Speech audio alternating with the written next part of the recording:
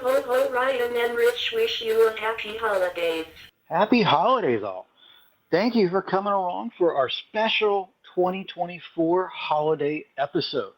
This episode will be chock full of all kinds of neat and exciting things from new games, hardware, and other surprises. Thanks for having me as your co host, my friend Rich, and I'm hoping you're looking forward to the holidays as well. You are the host. I am the co-host. I'm just here to hit the record button is all I do. And yes, I am completely ready. The holidays are here. We celebrate Christmas in my family, so we have a lot of gifts under the tree. And I have some things coming my way, I'm sure. I'm not too sure they geared in on the retro, so I may need to. Well, I already did a preemptive Christmas purchase for me, and we'll chat about that. And if I don't get anything retro, maybe I'll find something retro. I think I need a VIC-20 test kit. I have a lot of those VIC-20s that need to be worked on in 2025. Oh, nice. Well, that'll be a nice addition to your workspace. Now that you're getting a little more room into it. Heck yeah. I got a whole bin ready to go, Brian. I'm going to clear out more space for more Commodore. Nice. Love it. Love me some Commodore.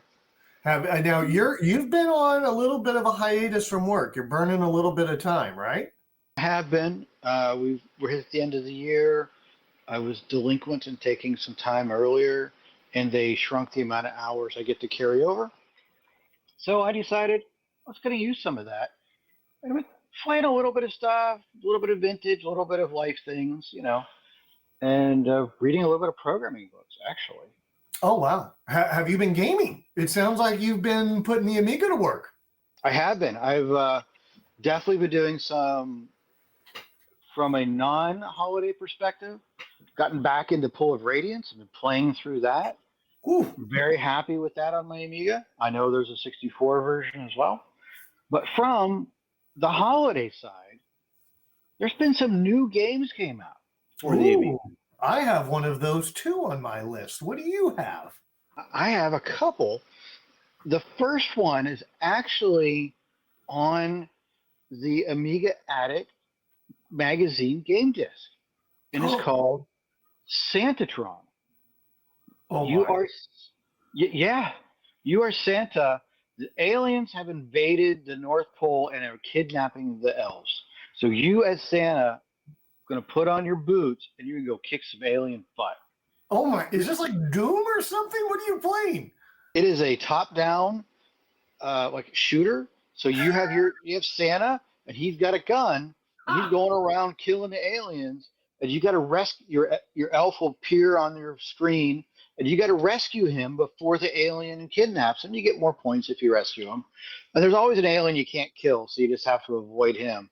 You get different points for different ones, and they've activated toys that are coming after you, and you get extra, like a bigger gun, and it's actually pretty fun.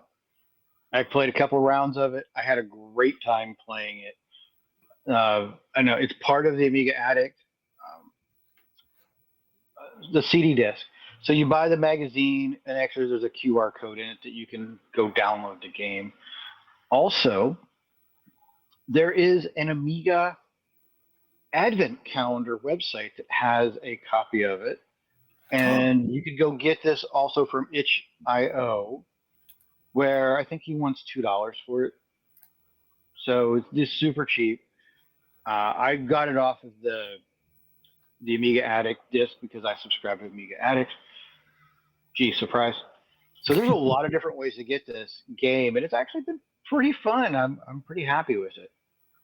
That's the first one of 3 references on my list for Amiga gaming holidays. There are more, but these are the ones that I've hit up. Anytime Santa can have a gun and shoot aliens, I think that's a good time. Oh, it's great. I played, 4 levels of it, I think. And you get a code then after you get so far. You type it in and they put the scores on their website based upon the code you got. Oh, yeah. It's actually a really cool game. Okay, you need to get number 1. So that was pretty cool. I'm not going to get number 1. That guy actually completed the game and has so many more points. Wow. So this is what I'm going to jump back into, like when Amigas were being produced. It's Lemmings had holiday versions in 1993 and 1994. They had Woo! holiday themed Lemmings. So you're playing with little hats. You know, they have Lemmings with little hats and stuff on them and just doing different quests. So for those who don't know what Lemmings is, it's a game that you have lemmings and they have different controls, so they could like dig or like punch through a wall or climb or do a parachuters in the original one. And then you're just trying to rescue them. It's like you have so much time, you need to get out and get them through the obstacles and get them to the exit. It's pretty cool. I lead into Lemmings. Lemmings is one of my all-time favorite Amiga games, but now there's another new game that's played, Santa Present Drop 4. It's a cross between like a lemming style thing, except instead of lemmings, they're elves. You are trying to get the elves from the entrance outside to the exit without bad things happening to them. I think I got up to level 4. I have not finished it yet because there is the Grunch, and he will actually kill your guys. So if your guy doesn't avoid him, they'll just like smack him down. And I found explosives, and he's a drone, so you can control this drone with a little cord and a hook. You can pick objects up and move it around on the board, and your elves can jump. It's an awesome little game. Also, it's a new game. There's a copy on the Advent calendar, has a release of it, and it's on itch.io. He also wants about $2 for it. You won't believe this, Ryan. Why not believe? Santa's Workshop 4 is on my list. And guess what? I think it is a almost same explanation of Santa Present Drop 4. So really? I thought for the Commodore 64, Santa's Workshop 4, again, itch.io thing. It was $3.99, I think, along those lines. And I was going to ask you, as I explained the game, that I got this elf, and this elf has to build ladders, and this elf has to build a ladder, and I got to pause them at the right spot. And I do that by placing activity markers on the screen. So they'll be sitting there, and so I'll put an activity marker that says build this, and I'll go as high as I want, and I'll put an activity marker that says pause. And then I'll come over and do an activity marker to tell that elf to start moving. And it'll move to the ladder, it'll start building the ladder, and then it'll stop at the pause point. And then I can make it move to the door or make it destroy something to get to the door, blah, blah, blah, blah, blah.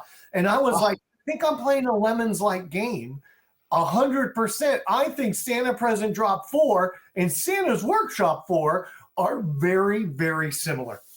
They are. Yours is more of like, you got some lemmings with programming is what I'm hearing? Yes, it's like, it reminded me of when you go to one of the computer museums and you have like a thing about logic building. And so you say, I want my turtle to go forward 5 steps. I want my turtle to turn right. I would like it to now go 8 steps, go left, and then you hit play. And this one, you can do that. You could build all your little commands and then hit go, or you can have it do half of them and then start from the pause point to finish the map up. So I loved it because what I try and do is sit down and look at the map and put all the activity markers up to where then when I go start, I watch my elf go dink, dink, dink, dink, dink. And if I did all my activity markers right, I win the level. If I don't, it ends up in some random corner going in circles. And then I can restart the level, or I could try saving from that point of adding more markers. But you always have a limited amount of markers. Like you only have like so many pauses. You only have so many builds. You only have so many walk activity markers, to where I think we're playing very much a similar game, and I am loving it. It is just, to me, it's beautiful to see people modern day program games and how they're able to do so much with so little. Oh yeah, it's amazing. I love that there's so many new games coming out. I primarily know from the Amiga perspective.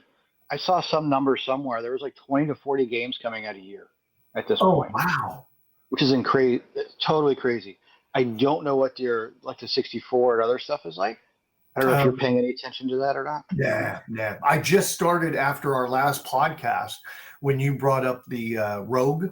What was it? Rogue Expedition? Rogue. What was that game you just got? Roguecraft. Roguecraft. So after you did Roguecraft and we were talking about gaming, I started poking around and I saw this holiday one and I just wanted to have some fun. So I got the holiday version. But I did find on Lemming 64, I think it is, or Lemon 64, whatever that is, that they have a what was all released in 2023, what was all released in 2024. So there are definitely lots of games coming out. And one day, Ryan, I hope to be on that list with a quality text adventure. I think you can be. Dear listener, just you're aware, you have not forgotten something, you've not missed anything. We will talk about Roguecraft in the future. Oh!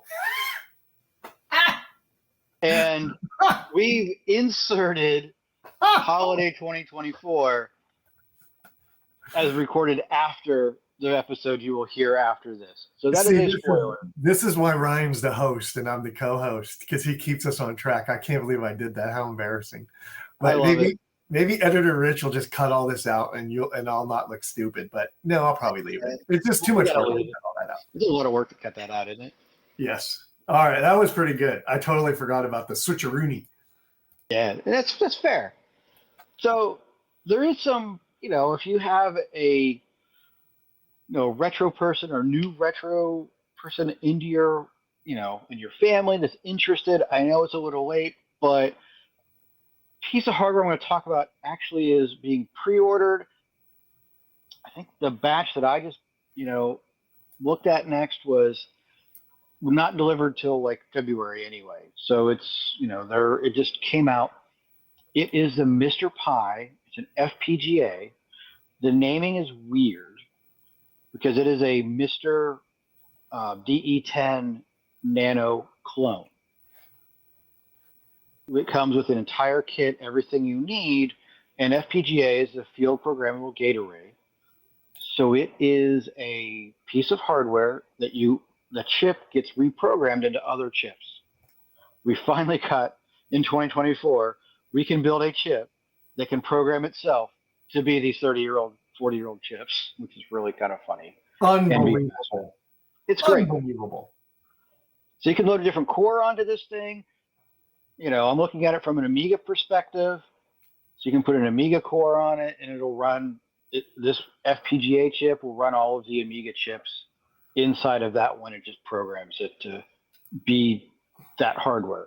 There are cores for the 64, like VIC, a PET. So if you want a small piece of hardware that will emulate, it is emulation. You're reprogramming it. It's physical hardware, so it's going to be pretty good. But it's not, there is silicon in there. You just programmable silicon instead of this is what they are. It's out there. It's coming out. This guy's gotten really good reviews on these things. If you ever tried to buy a Mister, by the time you buy all the add-ons and things, they're in the neighborhood of $400 to $500. This guy's got it down to about $200.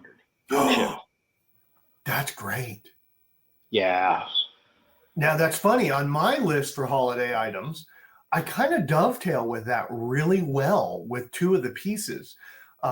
One is I put down, if anybody's listening and they're going, oh my gosh, I would love to get back into 8-bit adventures, right? And I'd love to work with a Commodore 64 again. I wrote the C64 Maxi and Mini. And the reason I put and Mini was the idea of the Maxi. I believe it's all sold out and it's selling for like double price on the secondary market. I should sell mine right now is really what this means, but I'm not because I like it. And that retrogames.biz, there'll be a link in the description. They also have an Amiga 500. They also have a ZX Spectrum. They also have other things that you might like to do emulation with a box to where you plug a keyboard in and all the work's done for you. So that's funny. You got kind of, let's do this and do some work ourselves and get that idea. And I kind of went with, just buy it ready to go. But then my second item was hacker boxes that, I love my hacker boxes. I got one on the bench right now that is a card for doing the Apple II emulation. So they give you a card, with chips in there. You solder the card together. You plug in and away. I think you load some firmware. You plug in and away you go. You got a Apple on a card, ready to make it happen. And by the way, Ryan, it's funny you put FPGA. I was looking at their site the other day. The missus is looking to give one away at a company event to part of her security team. And so I was looking at the ones that have done recently that are still open for purchase. I got one that's an intro to FPGA. So that's moved to the second side of my shop for me to work with after a couple of other projects. It had like a FPGA intro class. And so it has everything in the box for you to get used to, and starting with FPGA. So wow, both of my things fit in perfectly with your thing also, if that makes sense. Really bizarre. Yeah, I'm actually interested in an FPGA intro. I might have to look that up after this. Yeah, well, I put a link in there. Go to Hacker Boxes and look for their FPGA box and tell me if you think it's worth it. I'd be really curious. All right, I'll have to take a look at that after this. I'm very intrigued by that. It is. And I love the Hacker Boxes, y'all, because it really satisfies my itch. Like with Mr. Pi FPGA, that's going to give Ryan the itch of building, of creating. Hacker Boxes are all about, we're going to give you all the parts. We're going to give you an online guide. You do the work and you make it happen. And by goodness, sometimes their guides will have a mistake to where then you've got it. You'll be sitting there going, what's wrong? And you'll be doing your research and fix it. And they update their online guides, but I often start right after they come out, before they had a chance to update. And people will also comment at the bottom of the guides with, oh yeah, on that pin 2, pin 3 thing, it should be pin 4 and 5, that kind of jazz. You don't have to wait a month to go figure out what the fix is? No, thank God. Thank God. But I like when they also have a little mistake, because it really pushes me to think outside my box and research and read about what I'm doing, and then get it working again. I think the Kenbach one that I did had a flub in it, and I found it, went online, found other people had already found it. And so that's kind of always a good feeling when you get to accomplish something with your own troubleshooting skills. I like it. I like it. This next one is the gift to myself. Is that where you were going? What did you buy yourself for Christmas? Well, no, I was going, I blew the handoff for the transition from waiting a month to like type in your computer program and then have to wait a month to get to your. Oh, you didn't blow the transition. I blew the transition, because that relates directly to my gift to myself. Ryan was talking about some of the magazines he subscribes to just earlier, with what was it? The Amiga one that you just said? I do Amiga Addict, and I do the other one, Amiga Future. They both have like the Amiga Future I can only get in physical, so I get a physical magazine and a disc. Amiga Addict I do as a PDF. They'll do physical as well. It's just it's out of the UK, so it's cheaper just to do the digital, and then you can download their disc. Well, I was inspired, and I bought myself a year subscription to Freeze 64. And they are at freeze64.com. I spent about $100. They're out of the UK, so I had to do the outside of UK place. And they are going to send me a print magazine every month. So that is going to be fun. It's going to help me relive some of those, when we were getting Zap and PC Mags and, typing in the programs from them. Like you mentioned, you have to wait a month for the correction in the next episode. That was a really good segue, by the way. So that was my gift to myself. So I will be getting in January my first hard print Commodore magazine in approximately 35 years. That'll be nice. And $100 is not bad. My Amiga Addict is somewhere around 60 US because it's not physical print. And I think my Amiga Future is by the time I get it, somewhere in the $80 to $90 range. Yeah, it's obviously, if we were looking at a newsstand, and you remember Wired magazine, I mean, I used to Popular Science, I used to pick those up all the time. I think they were $3-4 maybe back in the day, maybe $5. They are. But some of those, when I was buying them, I remember buying them with like a floppy disk in them. They were Yeah. $10 or $11 back then. Oh, wow. So, and both of these actually are coming from Europe. Amiga Addict, I believe, is the UK, and Amiga um, Future is from Germany, I And believe. I was going to say mine's from UK too. It's so you're paying a little bit more in shipping, but I think it's a pretty good deal. They probably do get some advertising dollars, in their magazines. I hope they do. I hope they have some people that buy some spots. I'll see when I get one. Mine Do do. yours have ads? Oh yeah. Okay, Oh, yeah. yeah. So hopefully they're getting advertising dollars, and we're just kind of offsetting some of their expense to keep this thing running. Because that's the other thing, man. I tell you, I don't know how the magazines are alive at the airport. I guess that's about the only place you really want to get one is you're at the airport. You're like, I need something to do, blah, blah, blah. You grab a magazine to read. So much is online nowadays. Even these magazines all have PDF downloads. You know what I mean? Right. And a lot of these, I think their subscription base is a lot smaller. So I think one of them I saw a number, they have like 2,000 or 3,000 subscribers. Wow. So it's a small number, and that's enough that keeps them alive. Okay, cool. And who knows, maybe I'll get to contribute. I'll see how, back in the day, dear listener, I used to get Dragon and Dungeon magazines. Mm-hmm. And I have other podcasts I've been on with, High Shelf Gaming. And I've talked about all the times I've written adventures and sent them in and never got published. I tried so hard, Ryan. I even had one that I brought back for an online event, Carl Glittergold's Gold or something like that. You know what I mean? And so who knows? Maybe I'll try and get published in one of these magazines. That would be kind of fun on the next year. Get in the C64 bag. Be pretty cool. I like it. So that's like, that's our thing. What are we going to do next year? What are our plans for coming up? For me, I really made a big push last year on C64s. As you know, I've got 5 or 6 units, right? And I got a daily driver that I'm using, Pi 1541. I got drives. I need to get now the Amiga wrapped up. And instead of being just on the Amiga and C64, I do have that SX64 that needs some love and those VIC-20s. So again, it's going to be a lot of 8-bit with drop-in with 16-bit next year. So it's going to be a lot of that process and a lot of the testing, a lot of the rebuild. I got more experimental ideas for the C64 too coming up, where I want to do the mods. I want to do modifications. I want to get a box that is just modded out. It has all the things, maybe dual SID, I don't know, all the things that can be on a C64 modded to where when I bring it out, people go, what the hell have you Frankensteined over here? Well, that's what I want to see, because that's great to take to a show when you have your Frankenstein special machine. Get it out there, show it off. That's why we're doing this stuff. That's why, all that goodness.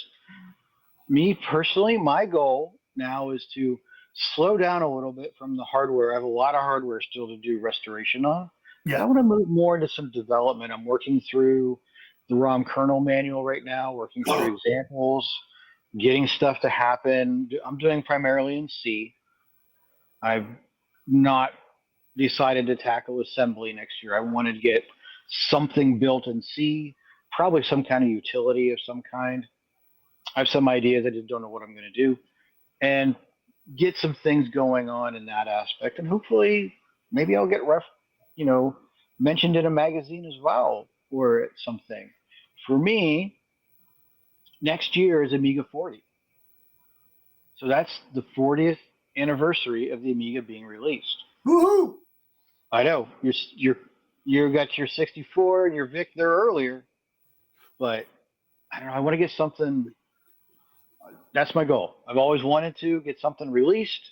I want to do something, and that's my plan for next year. We'll see. Have you set your objective of what the programming goal is? Like, I've been dabbling in text adventures in BASIC, and my goal is a text adventure.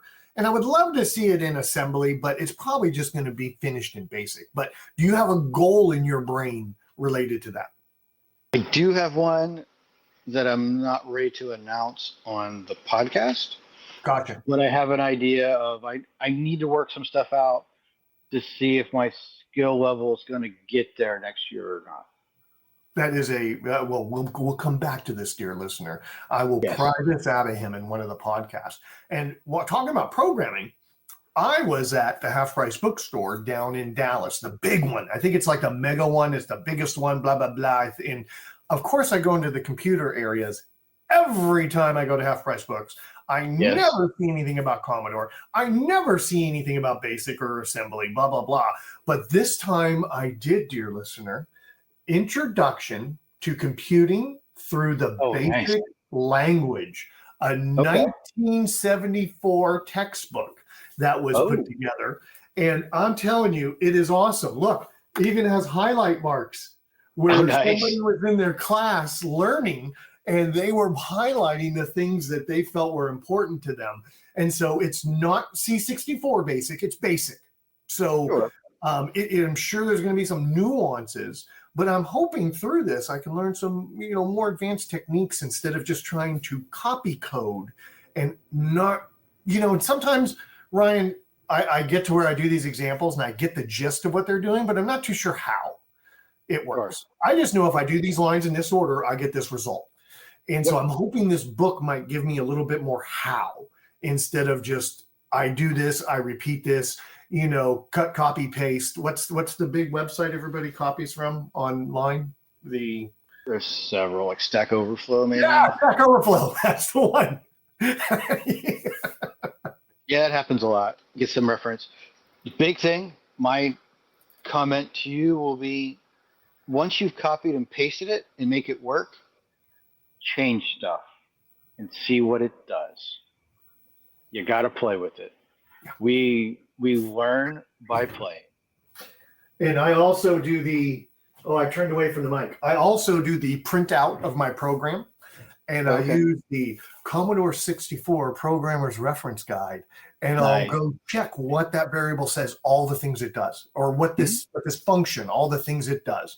And you remember I was chatting with you about data arrays the other day, and I now understand why they do loops, and they have the data and how it just kind of goes through and fills in that value based out of your data array.